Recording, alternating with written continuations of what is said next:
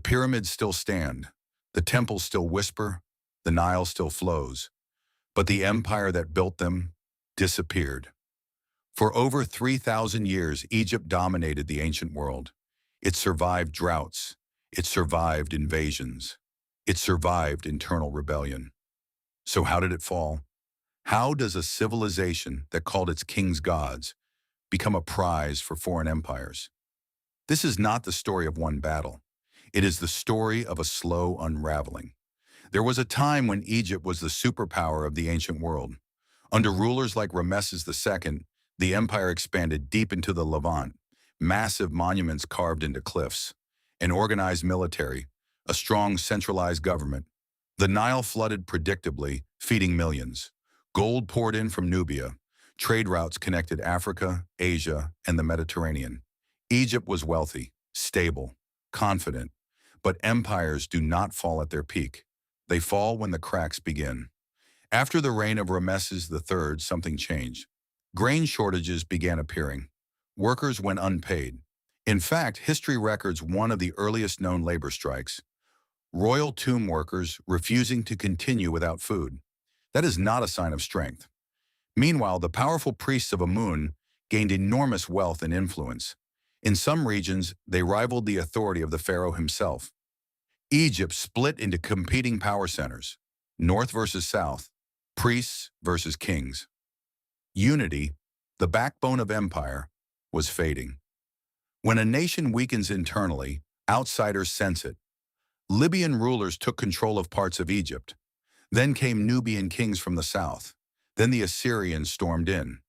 Each invasion stripped power from the throne. Egypt adapted. It always did. But each adaptation cost something.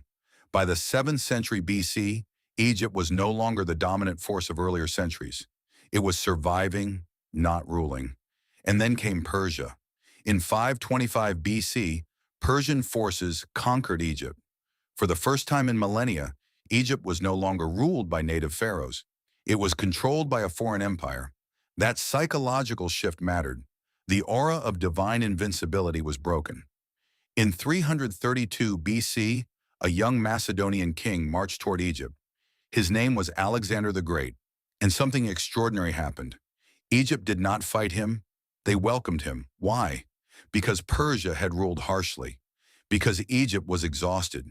Because the old empire was already gone in spirit. Alexander was crowned pharaoh. But this was no restoration. It was transformation. Greek culture merged with Egyptian tradition. The city of Alexandria became a new intellectual capital. Egypt survived, but it was no longer the master of its own destiny. After Alexander's death, his general Ptolemy took control. Greek rulers sat on the throne of the pharaohs. For centuries they maintained power, until Rome rose. The last ruler of independent Egypt was Cleopatra. Intelligent, strategic, politically brilliant. She aligned herself with powerful Roman leaders. But Rome was expanding rapidly. In 30 BC, after defeat at the hands of Octavian, Cleopatra's reign ended. Egypt became a Roman province. Not an empire, a province. After 3,000 years of dominance, Egypt answered to Rome. Here's the truth. Egypt did not vanish. Its religion influenced Mediterranean culture. Its architecture inspired Rome. Its mathematics and engineering shaped future civilizations. But politically, the empire disappeared. It never again ruled as it once did. It passed from Roman rule to Byzantine control and later to Arab conquest in the 7th century AD. The land remained powerful. The civilization endured. But the ancient empire was gone.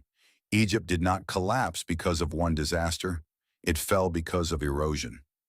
Economic strain, power struggles between priests and kings, division of authority, foreign invasions, cultural absorption. Empires rarely explode. They fade, slowly, quietly, until one day they are no longer empires at all. Stand before the pyramids today. They look eternal, but they are monuments to a world that no longer exists. Egypt teaches a powerful lesson. Strength without unity is fragile. Wealth without stability is temporary. And no empire, no matter how glorious, is immune to decline. The empire disappeared. The question is, who's next? If you want to understand how history's greatest empires truly collapse, subscribe now, because next we're uncovering, was Egypt destroyed from within? And what we found changes everything.